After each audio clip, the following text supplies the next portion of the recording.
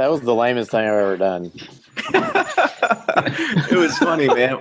I had a buddy that was over here, and because basically we're like, well, yeah, it's dimmed a little bit, and I went inside, and they're like, okay, Hopkinsville, like it's the total, whatever it is, the zero center of everything, and I went outside, and I was like, yeah, this is it. And he goes, this is bullshit. Yeah. I came home for work to like watch it with my kids, and I was like, that was dumb.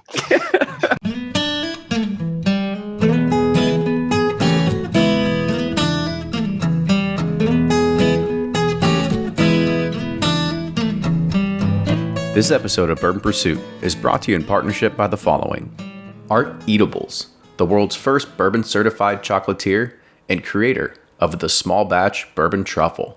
These aren't your grandma's bourbon balls. Shop their 2 locations in downtown Louisville or online at arteatables.com. Use offer code PURSUIT to save 5% on your in-store and online orders.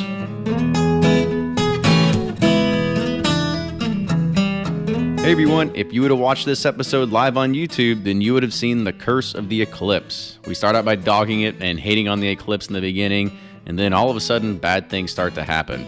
Kerry's house begins to flood, my house loses power, and then about 10 minutes later, Jordan's house loses power. It was pretty wild. The giveaway for the bottle of Russell's Reserve is still live until 5 p.m. Eastern Standard Time on Monday, August 28th. Thanks for all those iTunes reviews, and keep them coming in. This week's shout out goes to Holly Maddock, because this is what she had to say. If you're planning a trip to Kentucky and the bourbon trails, these podcasts are a must. I am very new to bourbon, but because of Kenny and Ryan, I was able to plan our days around distilleries and the companies they highlight. I felt more connected after listening to their owners and the distillers tell their stories and hearing their passion. We got to see the Willet hams, had Art Eatable bourbon balls, and drank Kentucky Owl bourbon at Dixon's Tavern. The biggest highlight for me was going to Boundary Oak and meeting Brett Gooden after listening to episode 21. He was literally there building a fence and came in to spend some time with us. It couldn't have meant more. She goes on from there, but thanks Holly Maddock. It's reviews like these that really help us know we're doing something good here and hope others get the chance to have that same experience. If you like this show, support us on Patreon, and thank you to all of you who are supporting us at $10 a month.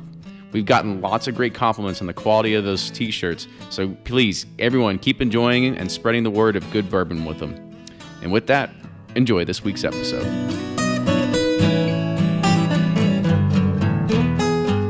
Welcome back to the episode of the Bourbon Pursuit podcast. We are here again with the 11th edition of the Bourbon Community Roundtable. It is a fan favorite, a crowd favorite, and we're going to do something a little bit different tonight. We've got a special guest on, but Ryan, how are you, man? I want to introduce Ryan as well. I always end up in here talking and blabbing away, and then we start going around the horn. I totally forget to let Ryan chime in. Yeah, it's okay. I'm not that cool anyways. I don't have a bunch of bourbon bottles behind me, so I'm not that cool. it's you gotta set just trying to outshine you. What's that about? I mean, it just steals more mic time, gets better lighting. You gotta really, you gotta set the scene. You gotta really set the mood. And I think I think for everybody that's gonna be watching us live tonight, we're up to 35 viewers already. We got some good chat rolling through, so I think it'll be a great night. So as usual, it's been a great day. Eclipse Day. Well, I want to talk about the Eclipse Day here in a second after we go around here, because it was different.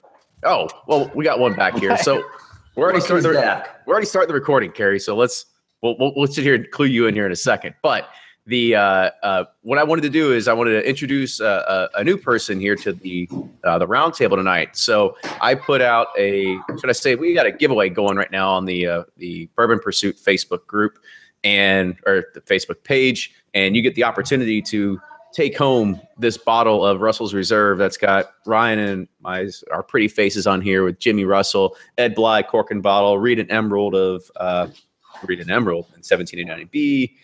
Nick DeCaos of Bourbon Mafia. It was we did a lot of good barrel picks, and the only way you can win remember any of them. it was a very very hazy day. That's a good way to put it. And the only way you can win it is, you got to be entered, and to enter, you get to comment and say what's a topic of discussion that you want us to do, or who do you want us to interview as a part of the podcast. And we're taking these as serious suggestions. And I had quite a few people that said, we need to have some more community in the community roundtables. And so Brian couldn't make it today. So I said, well, let's find our relief pitcher or whoever we can to bring in. So I put it out there, and Maxwell responded back within sub 4 minutes. And so he was our guest today. So Max, I want to let you go ahead and introduce yourselves to everybody here in the bourbon realm who doesn't know you already.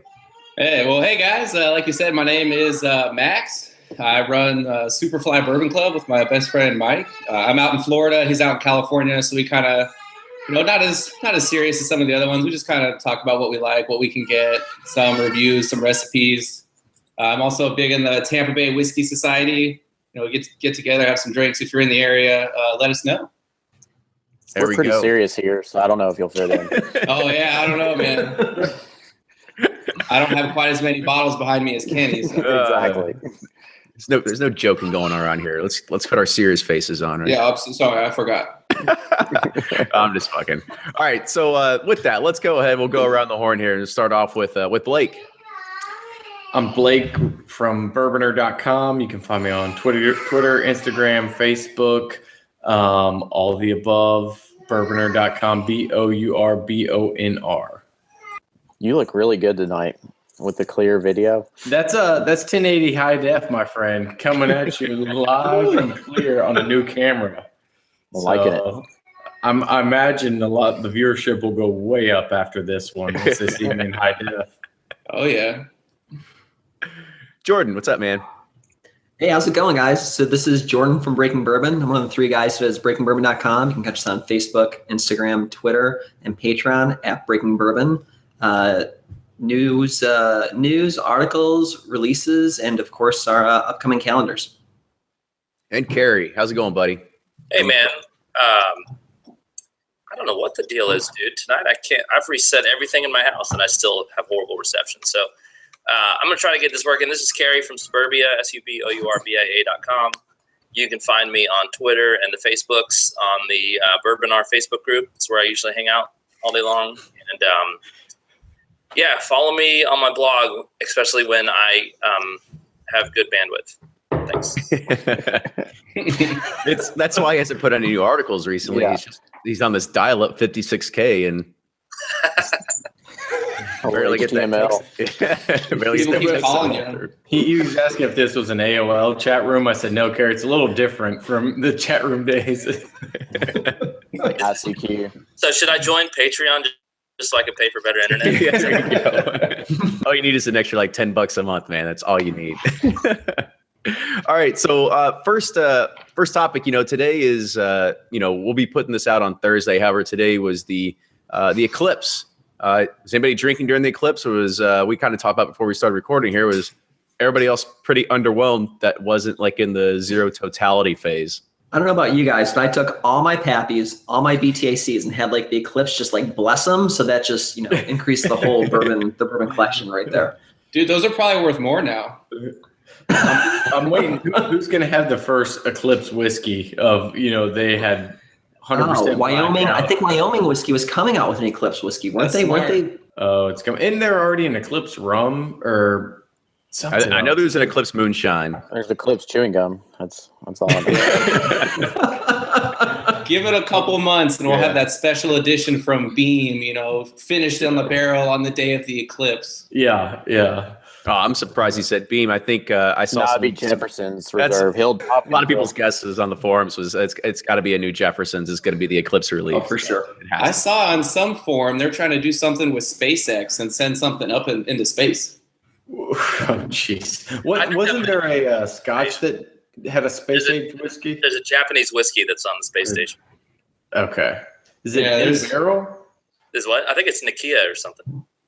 Oh. In a barrel? Yeah, there was a beer too. They did that. They sent just the yeast into space and then made the beer out of it. And the difference was, I'm not paying $30 for a single beer. Yeah, it's it's kind of funny. And I guess I'll ask you all, like, you talk to some of the master distillers and they have a funny way of always phrasing things, because we ourselves, a lot of us, we love Dusties. We love these old bottles. However, most of these guys, they always say the best bourbon is yet to be made.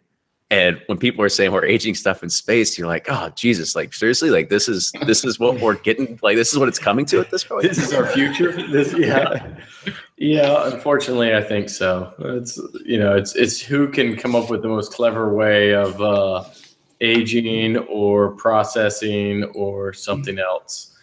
Because Jefferson's used every trick though, right? There's not a whole lot left. They have to. No, they've got plenty. The Doug Blonde one is the I'm most. waiting for like Jefferson's deep ocean aging because that's coming. Oh yeah, just put it in a submarine and just sink that bitch for like 3 months. Yeah, exactly. I think Jefferson's that's the point tanning bed. when we know it's over.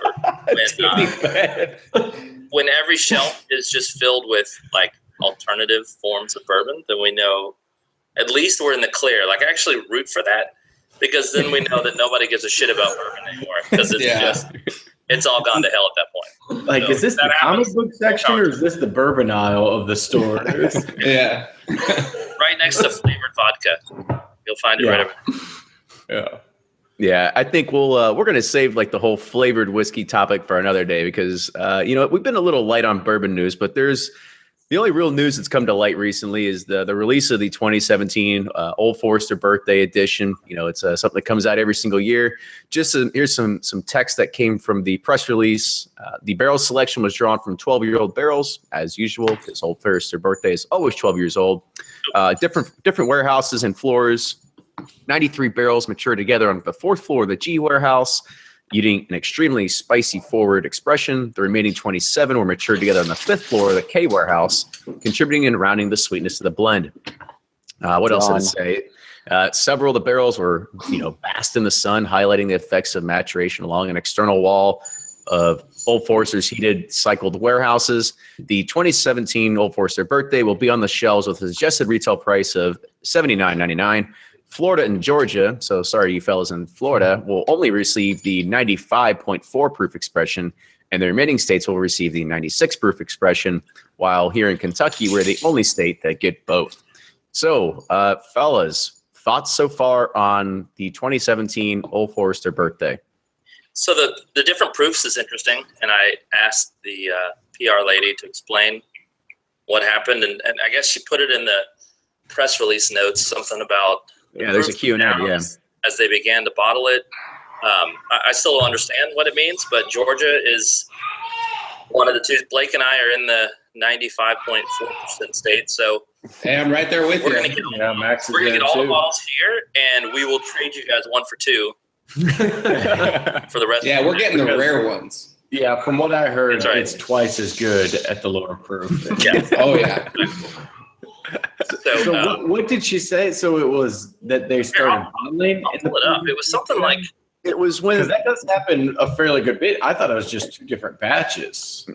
So off my memory, what happened was when they were transferring it over, it was losing some of the vapors. Therefore, some of the alcohol dissipated. And it wasn't all bottled in one run, from what I understand. So that's why you have a little bit less. What's the TTB law about proof in the bottle having to match what's on the bottle? It isn't like it can be less. There's a variance allowed. Yeah. So I'm guessing they just fell outside of that variance. This is what. Oh my God, whose dog is it? Yeah. Thank you, Blake. It's the 1080p. He's got dogs and babies and lions and bears all in that background. So what Brown Foreman said is, as we were in the bottling process, the proof dropped. When alcohol is exposed to air, some of the vapors escaped. Since we had already dumped all the barrels into the tank, there was no way to raise the proof back up to 96 that we started with. Somebody pressed the wrong button. The remaining batch had to be bottled at the lower proof. It was decided that most states only receive one version. Florida and Georgia got a nice size allotment, but they will receive the 95.4 offering. So that didn't make any a nice sized allotment. Does that mean that you gave the smallest allotment, even though it's nice sized? Well, if you also read in the PR, it also says that this is their largest release of Old Forester Birthday Bourbon ever, too. Yeah, they did put the case number on there. But how much we'll be getting? Oh, they did. Yeah, they put it on there. It wasn't on you had to go into the press notes, but it said, I'll look for it, but it said the number of cases that are coming. All right, so let's be honest here, right? So we talked about it. I think this is, other than the Al Young bottle, right? Like this is like the second bottle of the hyped up season or whatever it is. Yeah.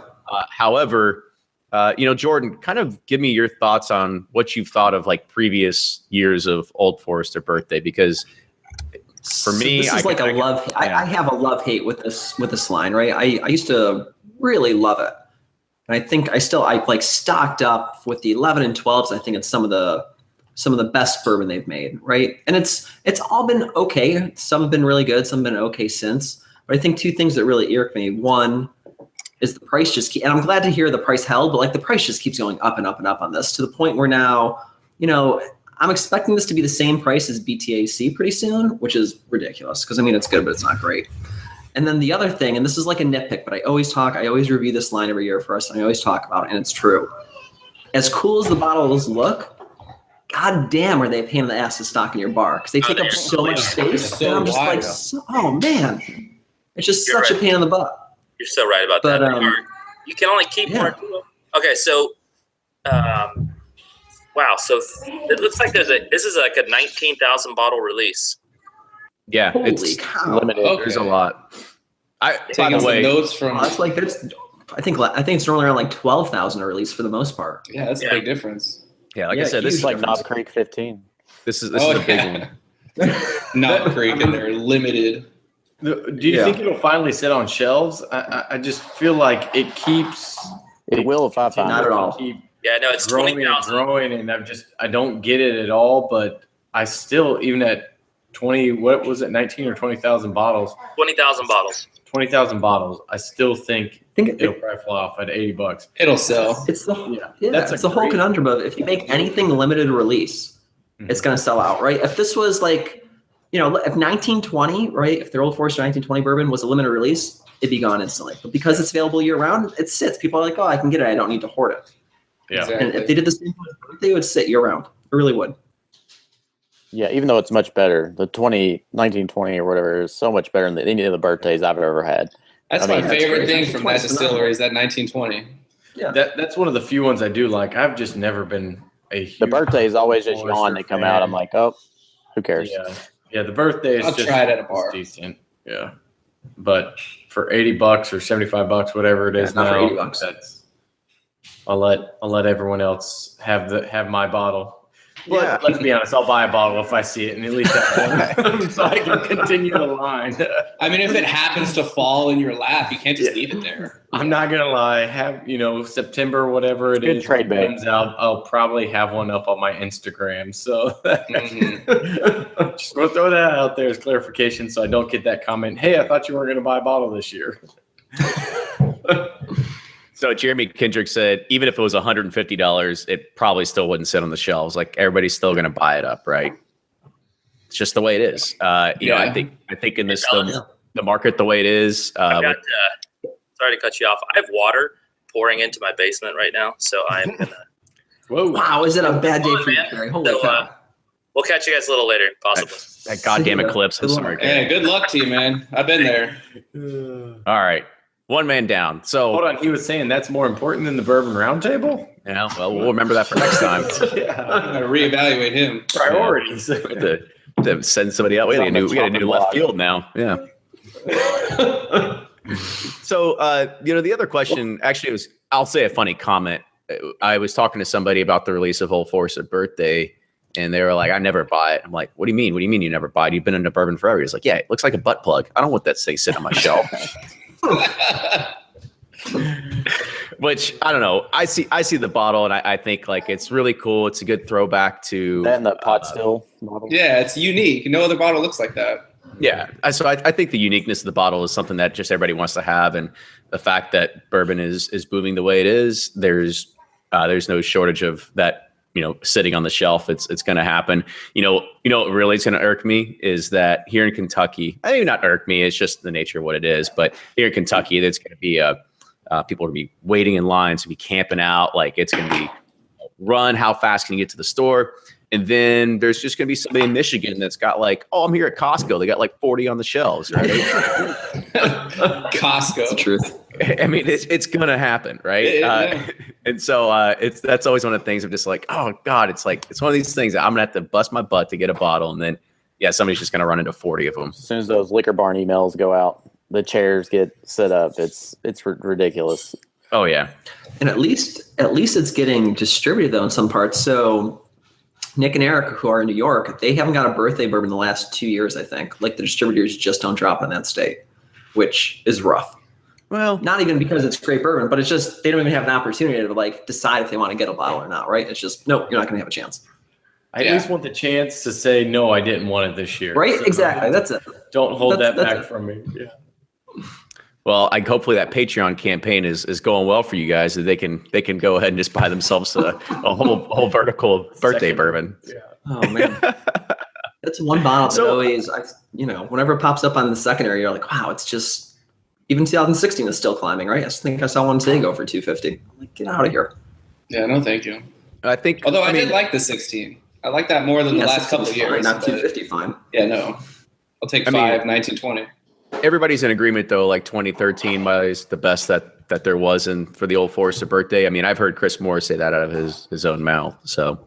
Yeah, I would say it's definitely the best. I actually stocked up on those, and then was like.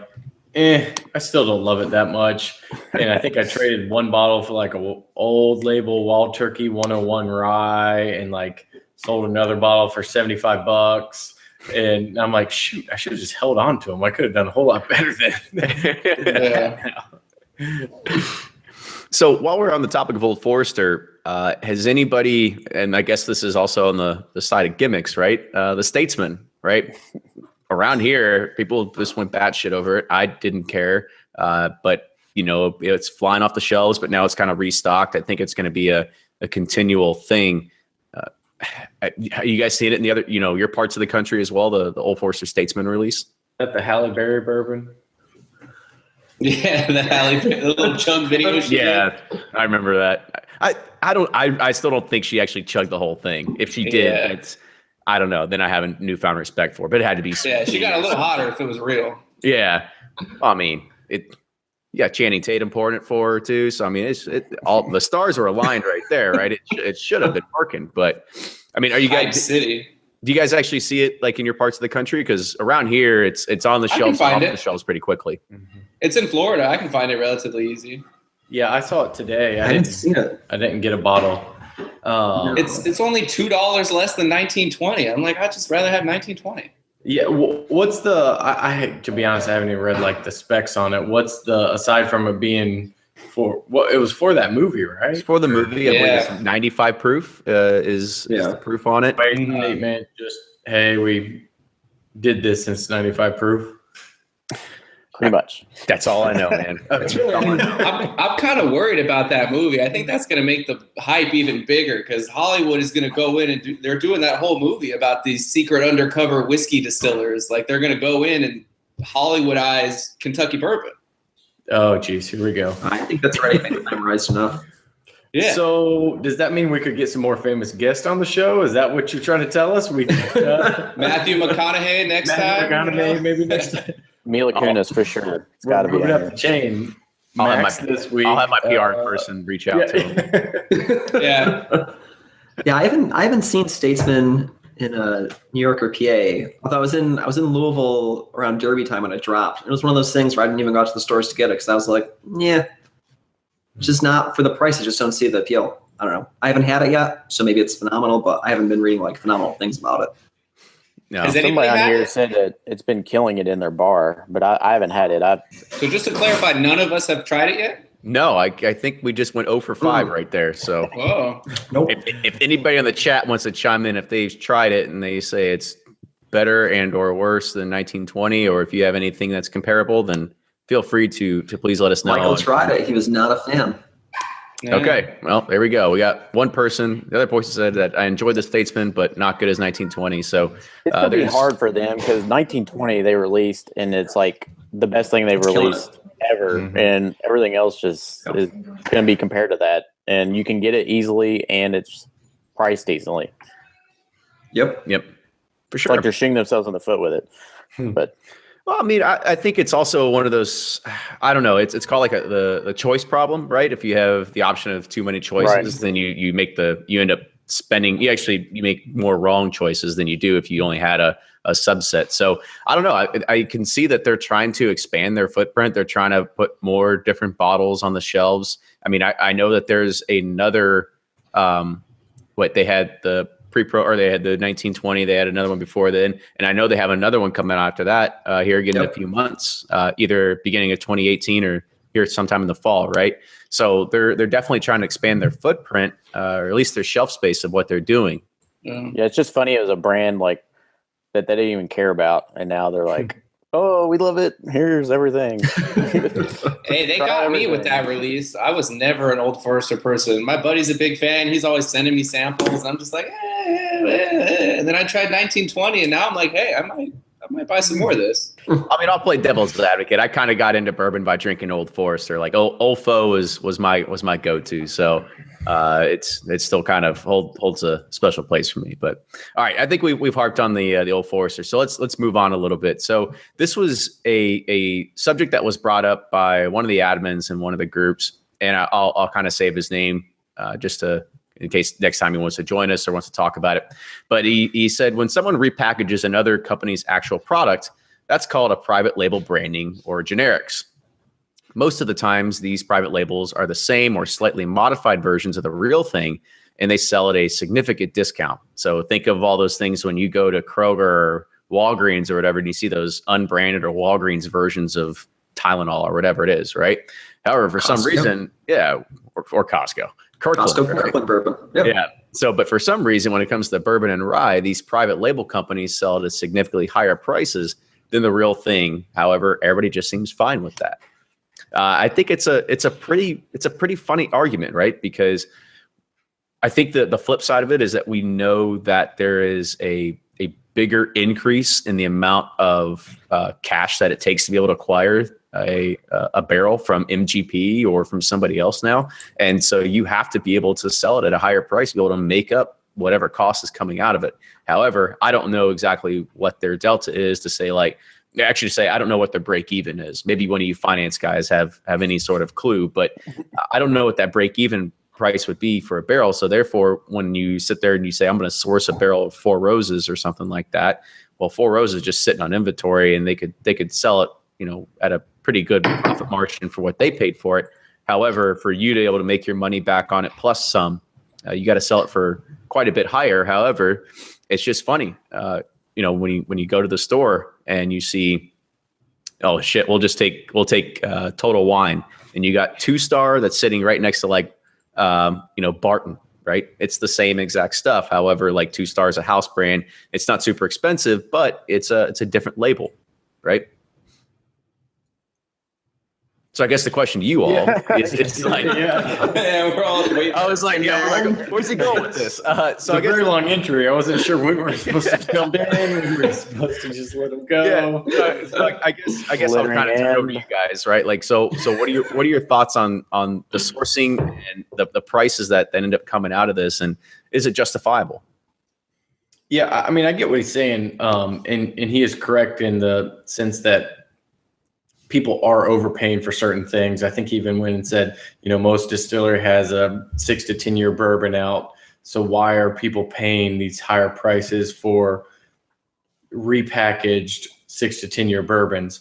I think it's not a valid comparison to say, Advil and Walmart version of ibuprofen is the same thing. Because there is some difference, there is taste difference between each barrel. So the barrels they get can taste different. They can also let them age longer, do some different cask finishings, which is a whole nother topic I think he had issues with as well. But so there is some, but as long as the buyer is aware of what's going on and they want to try a product from that distillery or from that NDP, I don't see a problem with it. You're going to pay a little more because there is that next layer in the chain. They're buying from a distillery, then they need a profit margin. So I don't have a problem with it. Just make sure you know what you're buying is the biggest thing. Because like a lot of these big brands, they're not going to release like true small batches, maybe 15 to 20 barrels. They're going to do it at dump 400 barrels together. So you do get a different flavor profile. So there is some difference there, but whether or not that's worth an additional 50, 60 bucks, probably not, but it's the consumer's choice. So. Okay. I'll throw another question at you. Maybe Jordan or Max, you can chime in on this. So if you want to be a smart consumer, how do you know? Like if I want to go to the store and look at a bottle and say like, oh, is this coming from where I know it's coming from, or is this a source thing? Like, well, how do I know? I think, I think you should go to your favorite bourbon websites, right? Go to Breaking Bourbon, go to Bourbon Owner, go to those places, right? Listen to your podcast, stuff like that. But it does take a little bit of sleuthing, right? To find out if it's made, you got to really become good at reading labels and figuring out who's distilling it, who's producing it, et cetera. And there's playing that game. And it comes back a little bit to what Blake said too, right? So it's once you do find out, okay, so this person's not producing it, read reviews on it. And there's going to be those non-distiller producers who sometimes you just trust, right? John Little from Smooth Ambler, when they were doing their source stuff, right? Any single barrel rye, I'm going to buy it, right? No doubt. I'm just going to buy it because I know it's going to be great. And we're kind of experiencing that a lot with, we talk about barrel bourbon and Breaking Bourbon a lot. And that's because it's just really damn good bourbon, right? Like Joe over a barrel really blends really well. So I can almost guarantee when friends ask me, what about this? Without even tasting that batch, I'm going to say, go buy it. It's probably going to be good, right? But if it's just a no-name, that I haven't heard before, who knows? It's all about the person picking it. And you really have to build that reputation and try stuff usually at a bar first before buying a bottle if you're not familiar with the NDP. Oh, yeah. I totally agree. I think it was Ryan actually who said many, many times, it's just all FOMO. People see this bottle like, wait, I've never seen this before. What is this? Oh, I have to buy 6 of them. What if it's the next Kentucky Owl and it's going to be the greatest thing in the world? Like people just don't know.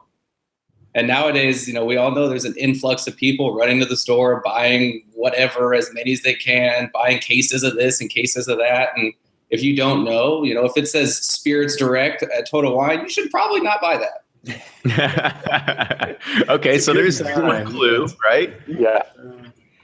Yeah, I mean, I think it's also we've talked about it before is you got to get educated on DSPs, and if you find a bottle and it doesn't list a DSP, there's your first, I won't say red flag, but there's your first hint that there is it's not coming. You don't know where it's coming from. You don't know the truth about it or anything like that, right? The other thing I kind of want to throw at you, Jordan. You brought up Joe from Barrel, and we love Joe. Joe's a great guest of the podcast. I know he listens to this a lot too.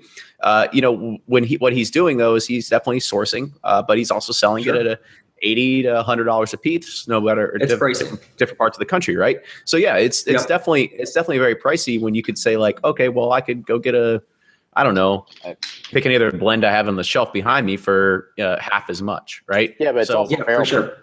It's also barrel proof though too. So you got to think. That's true. That's not common. It's barrel proof. It's limited batches, and usually what's just surprising is it really is usually good, right? And it's funny. So, and I know we also have a good relationship with Joe. And he's a great guy. And I was up until last year releases just always really skeptical. I'm like, you can only go so far with this. There's going to be a miss. But there just hasn't been a miss yet. Which is really, really surprising for me. I mean, he's just blending really good. And it's one bourbon line that I kind of slowed down on stocking up on a lot of stuff, but this is one line I stock up on because I'm like, this is actually legitly good barrel proof bourbon, and you just don't see that too often. So it's been great. But same thing, you've heard of it. You've heard of that. You've heard of Smooth Ambler. You've heard of High West. The people that are doing those guys bubbled up to the top. Yeah, you know them. I don't know these other, random whiskey with 2-star, all this other stuff that's out there. Yeah, there's no shortage of it. But this kind of actually flows into our next topic conversation. This was a question that Vlad, and I'm not even going to try to pronounce his last name here, Belchinsky. So he asked, and he said, I'd like to see a discussion about, it could be barrel that we're talking about right now. It could be store picks.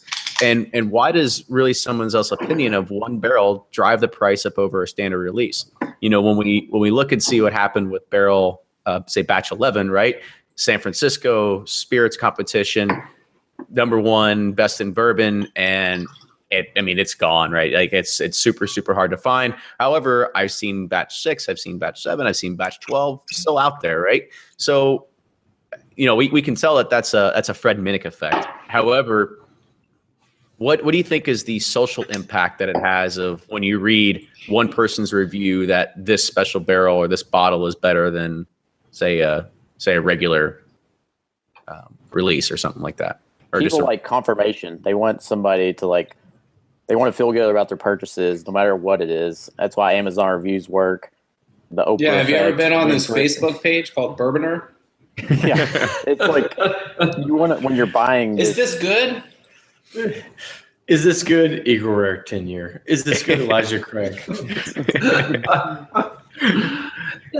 Ryan's right. I love when Blake makes fun of his own fans here. That's great. No, I mean, we've all been there. Like, I do it now with rum. I'm like, is this Mount Gay rum good? So, like, I don't care. It's just part of being new to something. But we can all joke about it. We've all been there. No, yeah, I think Ryan's totally right. Right, there's a lot. You want that confirmation bias. You want, especially when you're talking, I'm going to drop $100 on something I never had before, or it ties back to FOMO, right? Not only am I going to drop $100, but then I'm going to regret not having it. Yeah, all right, I trust this opinion. Let me go out and get a bottle or two. And guess what? Just because of that, it's probably going to taste a lot better to you, even if you didn't like it, right? It's one of those things where it's the stories we tell ourselves. It's like, yeah, exactly. Oh, you got to this whiskey writer said it was good. It's got to be good, Right? Yeah. That's why blind taste testing is the most fun thing ever. Because I always throw in Heaven Hill 6-year or Henry McKenna, and it always comes in second or third because it's just a good, great bourbon, and there's no confirmation bias out there. Yeah, there's a whole all kinds of studies in wine where people automatically assume that higher price means higher quality, and it's just our mindset. If you drop $60 on a bottle of bourbon, you don't want to be wrong. If you drop $200, you really don't want to be wrong about it not being that good. So, it's just natural. But as Ryan said, you got to taste it blind to really figure out what you like and don't like. Because buying the wrong bottle sucks. Like when I bought my William Heaven Hill 15, it felt like the total Eclipse today. Like the letdown was comparable, And so I wish I would sat on that bottle longer and let people reviewed it to where I knew, but I'm too excited when I get new bottles that I'm like, I got to try it now. But anyways, I would think that the brand that you see the worst out of this is, when you look at any form, it's got to be Willet, right? When people say oh, this barrel 14-year, whatever barrel number tastes like peanut butter, tastes like waffles, or it's got cherries, or it's the cherry dark brown sugar, whatever, right? It's the worst, right? Because you have no idea. Kenny doesn't like Willets, does he? Back left corner.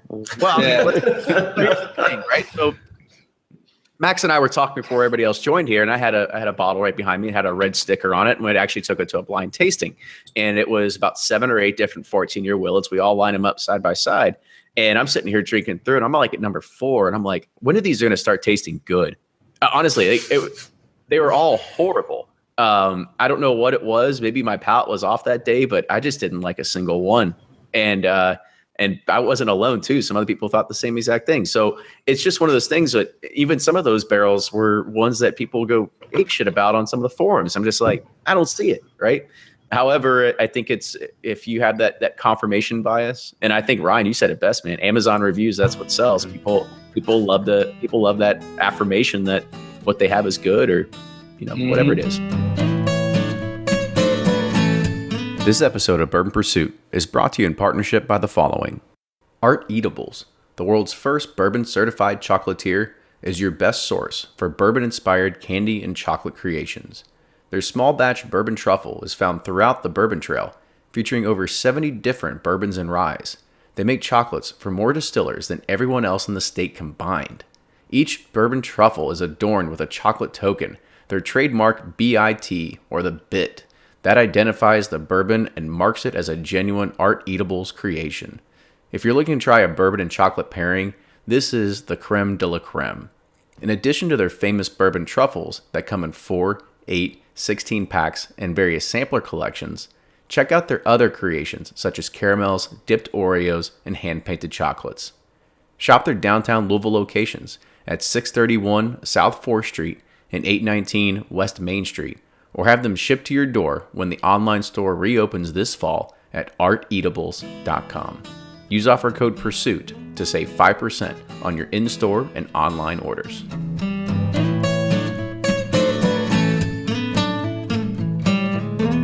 So I guess another question is there a bottle that you all have had that had like stellar reviews, and then you tried it and you said like, nope, not happening, not for me? Absolutely. I'm gonna cut back right here, and I don't want to offend anybody, so I'm gonna say that right now. Go for it. Go Barrel Bourbon Batch 11. That didn't take too long. 180. It jumped right in my head. It jumped right in my head. My buddy Mike. Somebody cut his mic fast. Get kicked out. I'm never back. You guys will never see me again after I said that. Pull those beats. A buddy off. of mine sent me some blind samples, and I got some Joseph Magnus, some Willits, a couple other things, and one of them was the 11, and I rated that the worst out of all of them. And he told me that was barrel batch, and I was like, oh man. And I still had a little left, a little 2-ounce sample bottle. I had like an ounce left. I went and tried it again. I was just like, you know what? Like it wasn't for me. It wasn't for me. Marzipan? I did not taste any marzipan. What about anybody else on the panel? Yeah, I think I've had several of those. I'm trying to think back, but there was a few Willits like Kerry like Kenny where, I just didn't like them. But Old Forester Birthday Bourbon, I know we kind of already hit on that, but that was always that one for me. So I kind of feel bad going back to it, but that one that everybody it'd sell out fast, and people usually liked it, but I just never really liked it. Those are the big ones that stick out for me. What else? Booker's 25th. I hate. No, I'm just kidding. No, that was a joke. But no, those are the ones that really stick out for me. And then there's always like the private barrel that Four Roses that everyone says is their favorite of all time, and then you try it and you're like, no, don't think it's there. I think for me, and I got a lot of flack, and I stand by it, was 1792 Full Proof. So my review, I did not give it that well regards. And I know a lot of people chimed in saying, oh, like I had this great private pick or this great store pick, etc. And yeah, I've had some great ones too, but like the release straight from the distillery, man, that just not do it for me. And me, Nick, and Eric debated that one for a long time because they really liked it. And I was like, for me, my palate, and that's the whole thing. And that's why you need to read like different review sites, get to know the reviewers, stuff like that. Like for me, that just doesn't do it. I felt like that about all the 1792s, like the sweet wheat, the port finish. Yeah, okay. Like they were just like, I don't see where they're all that great. But they were affordable though. They were $35-$40. Yeah, like it's not like you were breaking the bank on 1792. I mean, you give them on value on that one. It's only yeah. I'll try it for that. Like that's fine. Yeah, I had a couple really good foolproof picks, and I like that it's not choke. That's the thing. Everyone raves about the private picks. Yeah, like the private picks are good. It's just the standard like distillery release. I'm like, yeah, which is a shame. I don't think I've ever even had the standard because there's a bunch of store picks near me. So it's like if there's a standard and a store pick, like I'm gonna buy the store pick. Yeah. I kind of feel like that about all the new Pappies that are not Stitzel Weller. I don't know. I just feel like they're not that great anymore. But yeah, I have a 15 lot B I opened, and I mean it's good. But it's I should have flipped it. Don't you hate that? You're like, crap. I don't.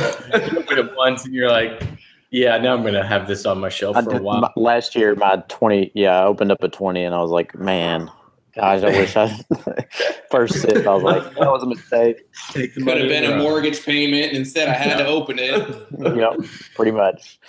That's what FOMO will do to you. You're like, this might be the best ever. We lost our main host. I was gonna say, did we lose Kenny here? Like, yeah, right. I guess you're all happy. Yeah, step up. So, guys, Kenny here. Next question of the night is gonna be private picks. Everybody goes crazy for them, and not all private picks are the same. Have you ever had a private pick that somebody loved and that you didn't like? Man, think it really was about private picks. I think you're totally right. Like on the agenda, that's what it was. I love private pick. I mean, I've had a few I didn't like, but I don't know. They're rare. Which it is kind of funny, to go off what Max said. If I see on a store shelf, there's a private pick and then there's the regular, Four Roses isn't a good example because it's, the single barrel is just 100 proof or the private pick is barrel proof. But, if it's a full proof and, hey, one's got a store logo on it and one doesn't, I'm going after the one with the small golden sticker on it that says the store name every single time. Same with Eagle Rare 10-year, Blanton's. And it's and that's especially true if you've – yeah, because Bland's is single barrel, so it really shouldn't matter. But if you find a store and you like the person who's doing their store picks, if you like one or two and you really like align with that person's palate, man, you just found like the jackpot, right? Because basically they're going to be picking some great barrels and you align with their palate, so you're going to start hoarding that stuff. So it's like this is the next best thing towards me picking my own barrel, right? Oh yeah, right. Yeah. No, I agree. And I'm lucky enough to do store picks with a buddy of mine's own a liquor store, and it's one of the coolest things I get to do. And some of those picks are like my favorites all time. I mean, of course, I'm picking them out, but they're yeah. Is that Kenny back in here now? I think so. Can you all hear me? Welcome. Yeah, we were just hosting the show. Don't worry. We had to lead ourselves for a little while. It was crazy. Our power went out. I lost all the internet. I had to go get my MiFi thing and turn it on. Like our house is still like out of internet right now. So I don't know what the hell just happened. Yeah, I know. Damn Eclipse! It's out to ruin this. It's like flooding Kerry's basement, and Kenny's power's off. So there was one question that came out about from Quinn English, and he said, "I'd like to hear more about distribution and our thoughts of alternatives to the 3-tier system." That's a tricky one because I don't know. That's a loaded question. It's a loaded question because of course we're all gonna have opinions. However, it's you can shit in one hand, you can dream in another, and see which one gets filled up first, right? That's like solving Obamacare or something. Yeah, it's just something that's we can try. So I don't want to be responsible for the replacement. Well, we're not going to let you try to solve Obamacare tonight, Max, but go ahead if you have any ideas on how do you fix a 3-tiered system. And by the way, for anybody that is new to the show or does not know, a 3-tiered system is what we currently all live in, where a distiller, a producer makes a product. You have a distributor who buys it, and then you have the distributor that then sells it to the liquor stores, and the liquor stores then sell it to you. And there's a lot of hands that there, should I say, a lot of trading that goes on through there, a lot of handshakes. And once it usually hits a retailer, they own it. They can charge whatever they want for it. That's just how it works. So, Max, any ideas on how you solve this? Once again, man, this is a complicated problem. Honestly, and I'm not. No, I really don't. I feel like we might all pitch in. Any idea you have is going to have its own caveats. Any solution is going to have its own problems. Say you take out there's just too many moving parts. Like no matter what, especially with bourbon, especially nowadays, since there's so many people that are looking for it, and we're such at this influx right now. No matter what, you're going to have a large portion of people that are unhappy. Yeah, it's just supply and demand. The demand's just too high. I don't think there's realistically much that can be done. I mean, I say this kind of sarcastically, but a little bit of truth, right? If they would fix the shipping laws so you could ship bourbon, give it all to Amazon. They're ready the world's, or Amazon and Walmart. Let them be the 2 nationwide distributors and just let them distribute it straight to the mail to you. Done. Right? There you go. None of this like haggling with store managers. None of that stuff. No markup. Just let the 2 big boys duke it out, and hell, prices start coming down. But then you're going to have everybody with those little bots that go in and just automatically buy things as soon as I'm not saying it's perfect. You'd have the Kenny Coleman's of the world freaking necessarily a get rid of 3-tier system. I think you just have to loosen it up in some places. Like I went through this with a private pick I did where we wanted to run it through a store. Everyone was okay with it. The brand was okay with it, but it still had to go get, bump and go on the distributor's loading dock so we could give them their 33%.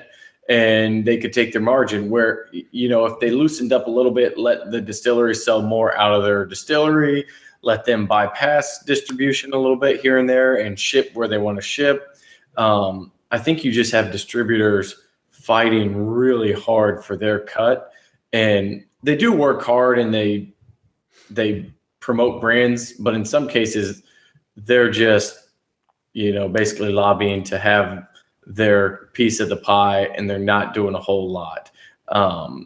So if you could loosen it up where they're not really needed, but they're making themselves needed so they can get their cut, I think that would help. But I just think you're never going to get rid of the 3-tier system, which is okay because, you know, most distilleries don't want to run logistics for 50 states and working with thousands of retailers and that kind of stuff either. But, you know, whenever they want to do something special, it's kind of like with some of these smaller distilleries, some of them are sending it to the distributor who then gives it back to them, who then the distillery can sell it to a customer. Like, that's just stupid. You have to get blown away by that. Things. Yeah, I was having a conversation with Drew. Like, we were drinking like a 25-year Willet, and they're building a bar where they can sell it. And I'm like, man, you're gonna make a killing off this. And he's like, well, not really, because we got to sell it back to our distributor, then bring it back. And then you know, that part is especially silly. Like the gift shops, the distilleries themselves, like that's what always gets me. It's like it's they made it. Like, again, they gotta. I like what Blake said. Like, don't necessarily dramatically change it, but just loosen up. You know, lean back, like relax. Like, not everybody has to have their hands involved. Yeah, it just blows me away. They get paid to do nothing, where it literally doesn't leave the distillery, and they get their 30%. You know, for. Yeah, for anybody that doesn't know, that you know, Ryan brings up a really good point there. That it is just so if you ever go to any of these distilleries that sell their own bottles, just know that there is a transfer of paper that happens where the distributor actually gets a cut of no matter what they sell at the gift shop. So it's a crazy thing. And Jeremy Kendrick actually brought up something in the chat here, and he goes, from a bar business side, the 3-tier system sucks. He said most don't actually represent their brands that well, and they don't return the value to their end, or either to their end service. So if the brands knew how poorly they are represented by the distributors, there'd probably be much more uproar in this space. Which I think that's probably a fair assessment, right? But I think from the distributor side, they have a lot of brands that they have to sit there and advocate for or talk about or anything like that. I mean, I don't think any of you all have anything from the side of the retail, but I mean, if the laws were to change, like, how do you think that would change in regards of what you're going to see at restaurants or anything like that? If I was a liquor rep, I would just love to have Fireball as my. I would be pushing that because they sell so much of it at bars and whatnot. I don't know. That's just a side note. Anyways, continue. Yeah, I mean, I think if you got rid of some of it, they'd be able to bring in a lot of other products and stuff. You know, with the craft cocktail culture, it's gone crazy. They want to try. You know, I'm sure mixologists would be the first one to try like a Eclipse aged bitters or something because it just sounds cool to throw in a cocktail. So I think it'd open a lot of that up, but I think they're facing the same issues as a lot of retailers when dealing with distributors. This was a loaded question, as Ryan said. So yeah, there's definitely not going to be a right answer because it's honestly, there's nothing we can do. I honestly don't think there could be. You know, it was. I'm a big fan of. There's a show on True TV called Adam Ruins Everything, and he kind of talked about how. That show. It's a great show. If anybody has never watched it before, just start from season 1. You'll what is Adam Ruins Everything? Adam Ruins Everything. It's great. So there's an episode there's an episode he talked about hospitals and how when hospitals were around, if you wanted a Band-Aid, they just charge you like, an extra 10% would actually cost on top of a Band-Aid. And then when healthcare companies stepped in is when all the, everything kind of blew up in regards of how much everything started costing. So it kind of made me think about this question and say really distributors are kind of the big problem here, right? If there was a better system, right? I mean, I think Jordan said it best, right? You've got Walmart and Amazon that are able to use UPS and FedEx and USPS, and they know their logistics so well that they have it figured out. They could deliver to anybody at any time and get it there in less than less than 12 hours, right? I mean, you have next day, whatever shipping, right? So it's Eclipse strikes again. Yeah. Oh man, my power just went out now. Yeah, the Eclipse takes another one down. Hey, bad things happen in threes. Everybody says it. Oh man. We shut this thing down before somebody gets struck by lightning or something. Jesus. All right. No, Well, okay. True, like what you're saying, like we lose a lot of efficiencies, and even more true in the medical field. Never pay if you're self-pay or out of network. Never pay what they send you in the first bill. That's a side note for the Bourbon Roundtable. Dang. My daughter just got some tubes and the bill was really high. Oh yeah, no, call. That's based on the professional fee schedule. You're not going to pay that. Perfect. All right, so we'll wrap it up with one more kind of like last funny question, because I don't think we're ever going to change the 3-tier system. There's nothing we can do about it unless some other people that are way bigger than this roundtable can actually step up and make a change. So Trump will solve it. Yeah, right. So John asks, he says, discuss the, oh, never mind. What was I looking at here? Sorry. Adam asks this. Adam Kessel, he says, what's the drink that you go to when you're not drinking bourbon? You know, it could have a connection to bourbon, maybe not. Bourbon barrel aged rum, tequila. If you're not drinking bourbon, what are you drinking? And I think we saw this week already that Blake has started to make his shift. So he's on the rum train. I would have rum R pretty soon. Yeah, rummer's coming. It's rummer. It's good. There's a whole nother set of jokes we can pick up then. Expand upon with. I can't read anything new because if it sounds interesting and fun, I'm like, oh, well, I've got to come home with 4 new bottles every single night. But no, I have been getting into rum, which it is really interesting because, you know, we kind of complain about bourbon regulations and, you know, with NDPs, rum, it's like, it's way worse because they're adding, you know. Yeah, it's the wild, wild west of it. They can do whatever they want. Vanilla, like all this stuff. So, you know, to find true aged and made rum is a lot more difficult because bourbon, basically we know what bourbon is. Rum, when you buy it, you don't know what it is unless you do some research first. Yeah, their age statements are super weird too. Yeah, even age statements, it can be the oldest, you know, the maximum number that's in the blend and not the minimum, like for bourbon. You know, a lot of rums they test and the sugar content's high enough to be a liqueur, but it just is labeled as rum. You know, they don't have like a straight rum or a bottled and bond rum. It's just so, yeah. But still makes it fun to jump into a new subject. Yeah. Oh yeah. I'm like you. I like the flashy new thing. I'm like, what's new? What's hot? It's probably my ADD. But yeah, it's like I get bored with something, then I'm on to the next thing. But I drink rum as well. Fred kind of got us on that when we did a podcast interview. He brought out some good ones, and it's kind of opened a Pandora's box. But I also drink beers. Nothing like that exciting, like Miller Lights when I'm golfing. Pound a bunch of those.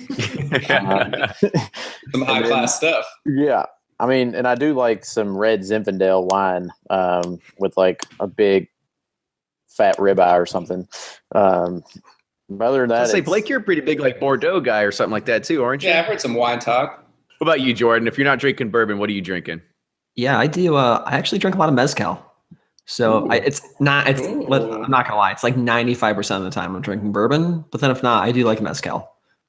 So I'm not like a hardcore drinker of it, but yeah, I have a few bottles that I like to explain to me grab, and I'll try and mezcal and tequila because I have no idea because I hate tequila. I'm not really great at it, but it's just the whole like distillation method behind it, right? You get some really good small batch mezcals from just the different regions of Mexico, and mezcal to me, has like a worm in it. Like tequila doesn't do much for me, but mezcal is like I can super flavorful, super smoky, super flavorful. So it's fun to drink.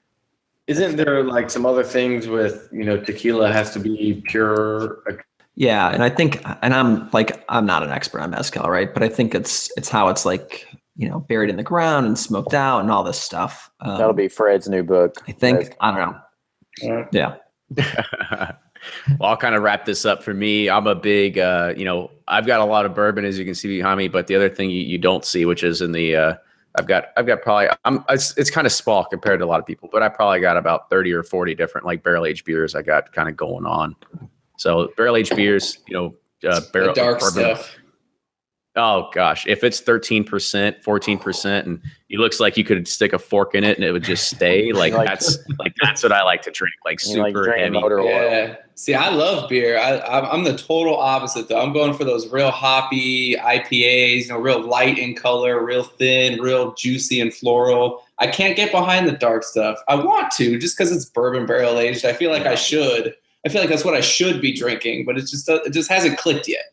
Every time I drink those stouts, I feel like I just went through Golden Corral buffet and I'm just bloated and miserable. Yeah, it just fill you up. Like you can't drink those. You can have no, you can't party on those.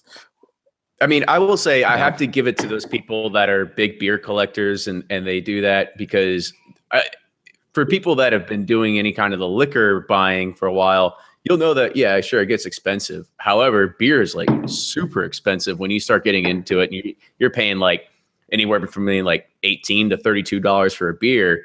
And the thing is, like, once you open it, you got to drink it. Like, there's no like sitting around. Yeah, you got one sitting. That's the problem. You better have like 4 friends there, or else you're just going to be smashed after one. Yeah, it's the same way with wine. Like, that's why I hate expensive wines because you get 4 glasses out of it, and you got to drink it like that night, or it sucks. Whereas bourbon, it can sit on the shelf for however long. Yeah, you get the lifespan out of bourbon, which is really what I enjoy with that. And then Blake brought it up. I actually bought a bottle of rum this past weekend because I don't know, I got a bug. I had an itch. I actually bought a bottle of the Dorley's 12. You wanted confirmation bias? Yeah, I did. You know what? I didn't like it. Really? I like the Dorleys. I didn't like it. You can come over and you could. Oh, I got the 12-year one, but it's well for me. It's funny. I've had some good rums. When we did a recording with Fred Minnick, which will be coming out here within the next, I think, few weeks. And he gave us some really good rums. However, around here, rum shopping, you look at it, everything. I mean, I would say 98% of it is all 80 proof. That's it. And so there's just nothing there for me. Like I had this Dorley's, and I'm just like, I don't know. It's just, there's not enough flavor for me there. It's a little flat. Right. I brought over. Yeah, that was good too. Yeah. But I was like, I already had that, so I'll try something different. So I bought the Dorley's, and I just wasn't a fan. So. Mm-hmm. Yeah, your palate sucks. It's all part of training. It's all it is. Yeah. So with that, let's go ahead and we'll end it for the night. I want to say, fellas, thank you for coming on again. I will give you one more chance to plug who you are, where you tweet from, where you blog from, and how people can pay you if you accept forms of cash payment. Blake at bourboner.com. Always fun to be on the Bourbon Roundtable. One of my favorite things to do. You can find me at bourboner.com or on Instagram, Twitter, Facebook, BOURBONR. Cool. This is Jordan from breakingbourbon.com, one of the 3 guys who runs the site. You can find us on Facebook, Instagram, Twitter, and Patreon at Breaking Bourbon. Sign up for our newsletter. Check our near daily release calendar updates and all the latest reviews. Now, they say one of 3 guys. We're still not sure the third one exists. But I'd like to keep Eric a mystery man. He's all around. We're going to go ahead and say 3 for now. But, just that third guy, he may be a figment. Yeah. You guys are the finance guys. I'm sure it's like a form of tax evasion, which you're trying to figure out. We split up profits ways. It's a whole lot easier than 50-50. Max, go ahead, man. Yeah, my name's Max. I'm new to the Bourbon Roundtable. Been a long time listener. I'm very happy to be here. I run Superfly Bourbon Club with my one of my real good buddies out in California. I'm in Florida, so we try to give both perspectives of it. You can find us at SuperflyBourbonClub.com. It's a recently launched website, so bear with us a little bit. Instagram is Superfly Bourbon Club. Facebook is also relatively new. We started on Instagram, but Facebook is also Superfly Bourbon Club. Also, the Tampa Bay Whiskey Society. If you're in the Tampa Bay area, make sure you check out Gasper's Liquor Shop. We've got some really, really good store picks through them. This Russell's Reserve I'm having right now is amazing. All in all, we're just some regular guys drinking bourbon, telling you what we think about it. So check us out. Awesome. I gotta say, I really like the name too. It's an old nickname. I was that kid in freshman year of high school. They were like, "Is your name Matthew and you want to be called Matt? Just let us know." And I was like, "Oh, my name's Max. I want you to call me Superfly." And that teacher actually really called me Superfly for like 10 years. Like after high school, she added me on Facebook. She's like, "Oh my gosh, you," and I just embraced it, That's awesome. That's awesome. It's plus, it just sounds cool. Don't lie. It's cool. It's cool. It sounds good. Those headphones. Well, once again, cheers. Very happy to be here with you guys. It was an awesome evening. Thank you for stepping in, Glad Max. to have you. Appreciate it. Yeah, and we'll start a Patreon for Kerry at Suburbia to for his plumbing issues. repair his basement flooding. Yeah, if anybody does any flooding damage or Serve Pro franchise, go ahead and give Kerry a call. Yeah, you'd appreciate it. Yeah, he'll probably trade you some bourbon for some services. Yeah, if you have a big shop vac that can suck a lot of water out. But yeah, so I want to say thank you again, guys. For coming on here. Thank you everybody that joined the chat tonight. I was kind of really flustered, so I didn't get a really chance to bring on a whole lot of questions that people were having in the chat. So I did my best. Next time, I promise I'll be able to bring a few more people from the chat into here. Also, as you've seen, that Max actually came on tonight. So who knows if somebody else has to bail on us next time, then we're gonna call another relief. So if I put the bat signal out in the bird pursuit signal in the air, make sure you're the first one to be able to respond back. Yeah, you better beat me to it, you listeners out there, because I'm quick. He was quick. Get under 4 minutes. It's like Kenny did not say this was a one-time thing, so you guys got to beat me. You got to subscribe to Bourbon Pursuit. Don't just follow them. Click subscribe so it goes to the top of your feed. Oh man, now he's really selling it. Wow. Yeah. Oh god. Hey, I'm just telling you the secrets of the game. Yeah. I'm just gonna sit back and let him keep plugging. Yeah, I know, right? Hey, I got me here, so whatever. That's the best free press we could ask for right there. Yeah. No, so truly, I want to give a shout out to all the listeners for all the great feedback they gave us on the giveaway, all the comment suggestions. They were some great, that was a great barrel we picked. I can't tell you how it tastes because I don't remember, but I'm sure it's good. But we got a lot of great ideas from that, and I'm excited. Hopefully we can execute some of those for you guys. Yeah, there were definitely some tough ones on there that I don't know how we're going to get to. That's what we had. Multiple people that said, "Can you think you can get Fred No and Jimmy Russell or Eddie Russell like on the same podcast?" And I was like, "No, like that's a scheduling nightmare. That would never happen." So. Yeah, next Eclipse. 8 years or 7 years. Don't make me do math. Yeah, but with that, I want to say thank you again, fellas. Make sure you subscribe to everything Bourbon Pursuit on Instagram, Facebook, and Twitter. We still have that contest going on for Russells. Get those comments in there and get yourself entered for it. So with that, you can also support the show by helping us on Patreon, patreon.com/Bourbon Pursuit. We got a lot of cool giveaways on there, as well as the guys from Breaking Bourbon. So make sure you go support them too. And once Blake realizes how much money we're raking off this, he's going to start Patreon. I'm just kidding. It's not that much money. There's no money to be made in bourbon. We all know that so far. No, just stuff in envelopes. Yeah, just a lot of envelopes. All right, with that, we'll see you all next week.